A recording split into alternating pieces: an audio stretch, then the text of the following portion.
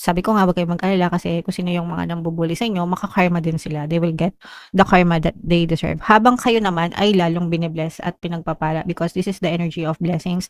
Especially true, una dun sa mga kapiksi natin na may mga, ah, tawag dito, nag-a-abroad or balak mag-abroad, mga kapiksi, or balak lumipat, kung nagbabalak kayong lumipat ng lugar, nagbabalak kayong lumipat ng trabaho, or nagbabalak kayong lumipat ng, pagkakakitaan, 'no?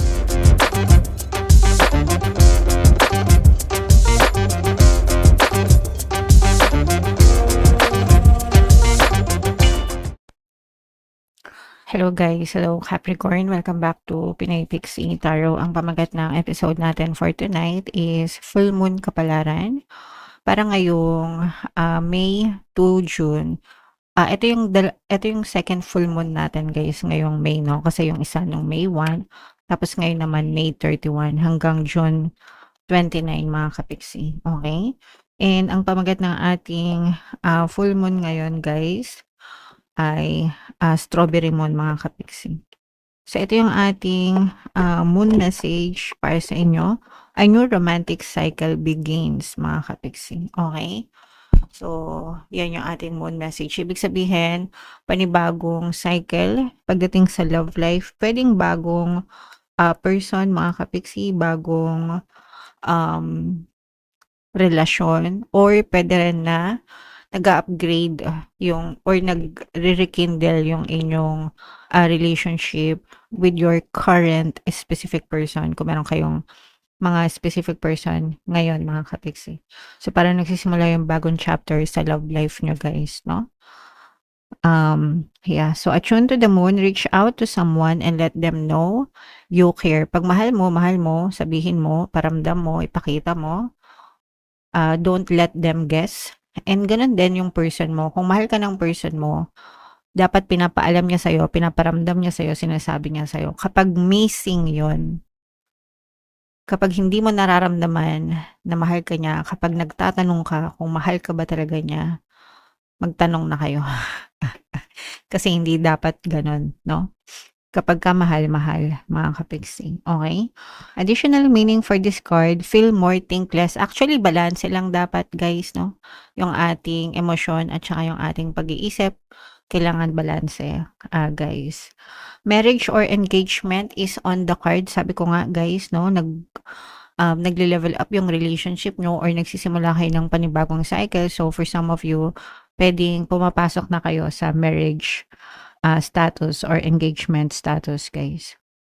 A legal matter will go your way kung meron kayong mga legal na battles na pinaglalaban, mga kapiksi. And pay some attention to your appearance but don't be all about appearances. Okay lang guys na ayusin natin yung sarili natin, yung postura natin, the way how we present ourselves, 'di ba? Pero it's not all about just appearances. Importante pa rin yung personality nyo, yung character. Yan pa rin yung mas importante guys, okay? Alright, so yan yung moon message para sa inyo. Ito naman guys is love advice, no? Pakitingnan naman natin yung love advice para sa inyo ngayong full moon season. Huwag padalos-dalos sa pagdedesisyon, baka pagsisihan mo ito. So sa relationship guys, huwag kayong magpadalos-dalos, no? Kailangan palaging pinag-iisipan. Sabi ko nga kanina, kailangan balanse yung isip at saka yung emosyon, mga kapiksi.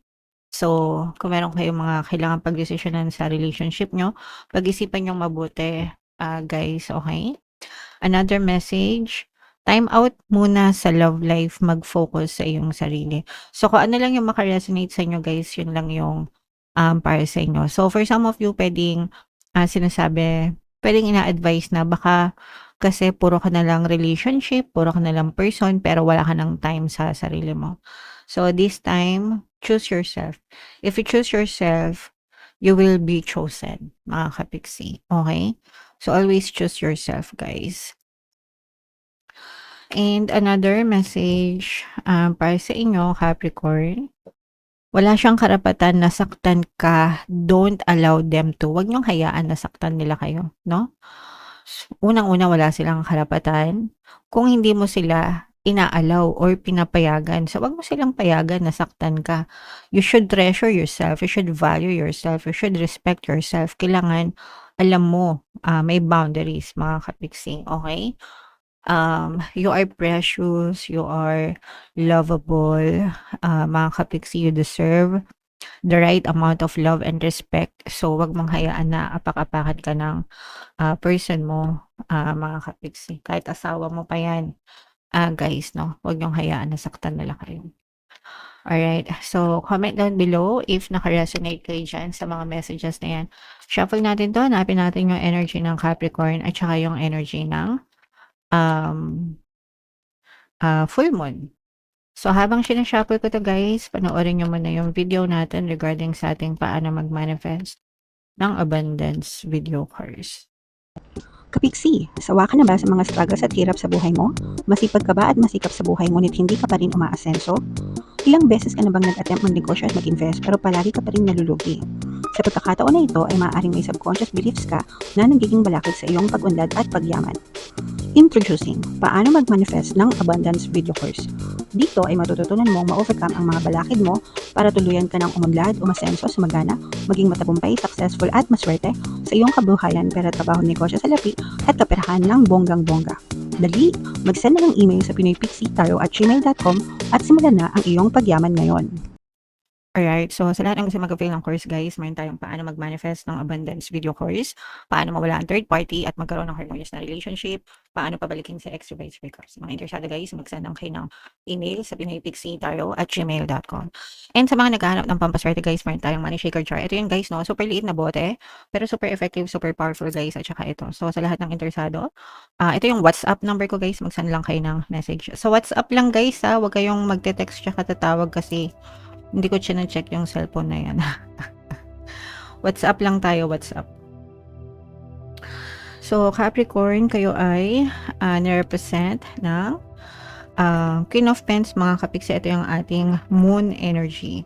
So, this is both positive and negative. Sa negative, guys, nakikita natin yung mga conflict, guys, no? Mga disappointments nyo sa buhay, mga kapiksi, at saka stress. Ibig sabihin nagkakaroon kayo ng conflict sa ibang tao, pwedeng meron kayong kaaway, meron kayong hindi kasundo, mga kapiksi, pwedeng meron kayong mga pagtatalo, guys, and nai-stress kayo mga kapiksi, no? May mga pwedeng sa relationship din ito guys, no? And parang nag-aaway kayo ng person mo, mas marami kayong magagandang memories at saka marami kayong pangit na memories ng person mo.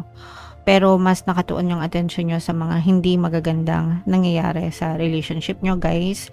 And nai-stress kayo, no? Hindi kayo mapakali, palagi nyong iniisip yung mga hindi magagandang nangyari sa inyo mga kapiksi. So pagdating sa relationship guys, medyo tagilid yung energy nyo pagdating sa relationship. Kaya nga siguro sinabi dito na time out muna sa love life. Mag-focus muna kayo sa sarili nyo kasi masyadong mainit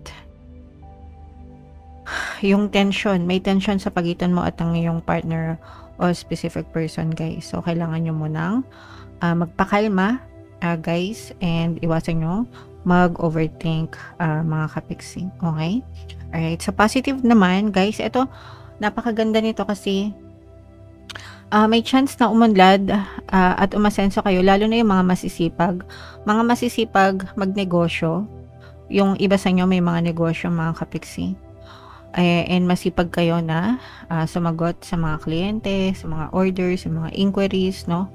Matyaga, kaya lalong umuunlad at umaasenso. Yung iba naman sa trabaho guys, no? Mahilig mag-overtime, mag-take ng initiation, mga kapiksi, no? And may chance na ma-promote or magkaroon kayo ng mga additional tasks. Pag binibigyan kayo ng additional tasks sa trabaho nyo, mga kapiksi, most of the time sila yung mga napopromote kasi hindi nyo alam, minsan training background yun sa inyo, no? Or chine-check ng management, ng mga boss, kung kaya nyo bang i-handle yung mga additional tasks na yun. And more often than not, sila yung mga unang napopromote, mga kapiksi. So, for some of you, pwedeng may mga ganon na nangyayari sa inyo and maaari magkaroon ng promotion sa inyo. Guys, may mga brand new ideas din kayo na naiisip. Pero kailangan, eto guys, kailangan yung lagyan ng plano. Kasi kung hindi, itong mga ideas na to, parang mawawala lang siya ng parang bula nang hindi siya magmamaterialize sa inyong physical reality. So, pag may idea kayo, make sure na sinasabayan nyo ng plano, sinasabayan nyo ng strategy, guys, no? Para magmaterialize siya sa inyong physical reality, mga kapiksi. Meron ding makakarma, guys, no? Lalo na kung pinagtutulungan kayo, mga kapiksi, kung feeling nyo pinagtutulungan kayo, nabubuli kayo, kahit saan to, pwedeng sa workplace nyo, sa trabaho nyo, sa mga kapitbahay nyo. Guys, kung sino yung gumagawa ng hindi maganda sa inyo, they will get the karma that they deserve. And wag kayong mag-revenge, guys, no? Kasi pag nag-revenge kayo, sa inyo din babalik yung karma. Let the universe handle their punishments, or hindi naman punishments, pero it's what they deserve kasi yun yung energy na nilabas nila. So, wag ka din mag-revenge para hindi ka din balikan ng hindi maganda. Okay? Alright. So, ito guys, i-mind nyo na itong pag-unlad, pag-asenso na to, at saka yung mga brand new ideas. What else? Tingnan pa natin. Meron ditong presence ng water sign, Cancer, Pisces, Scorpio, Earth sign, Capricorn, Taurus, Virgo. Ito yung mga blessings. Unahin ko muna tong negative, guys. Ito yung toxicities, no? Sabi ko nga sa inyo, for some of you, pwedeng nabubuli. Nabibiktima kayo ng mga pambubuli, guys, no? Pero, sabi ko nga, wag kayong mag-alala kasi kung sino yung mga nambubuli sa inyo, makakarma din sila. They will get the karma that they deserve. Habang kayo naman ay lalong binibless at pinagpapala because this is the energy of blessings. Especially true, una dun sa mga kapiksi natin na may mga tawag dito, nag-abroad or balak mag-abroad, mga kapiksi, or balak lumipat, kung nagbabalak kayong lumipat ng lugar, nagbabalak kayong lumipat ng trabaho, or nagbabalak kayong lumipat ng pagkakakitaan, no? Dun sa next na pupuntahan nyo, mas maraming blessings, lalo na yung lumalabas ang kanilang mga comfort zone. Kung lumalabas kayo ng mga comfort zone nyo and you're trying new things, mga kapiksi, nandun yung mga blessings na nag-aantay sa inyo, guys. Okay? So, wag kayong tumanggi sa grasya, no? It's inviting you. Pinapadalan kayo ng imbitasyon, kaya make sure na ready kayo sa mga opportunities, mga kapiksi. Okay? Alright, so i-mind nyo na to, mga blessings na to, movement, pagpapala, kasaganaan, mga pag-asenso, pag-unlad, guys. Comment down below if naka-resonate kayo dyan sa mga reading na yan, Capricorn. For more tarot readings, guys, ito yung playlist nyo. Ito naman yung ating success stories ng paano mag-manifest ng abundance video course. Panoorin nyo itong video natin, guys, about money shaker jars. Thank you for liking, sharing, and subscribing. See you next time, guys.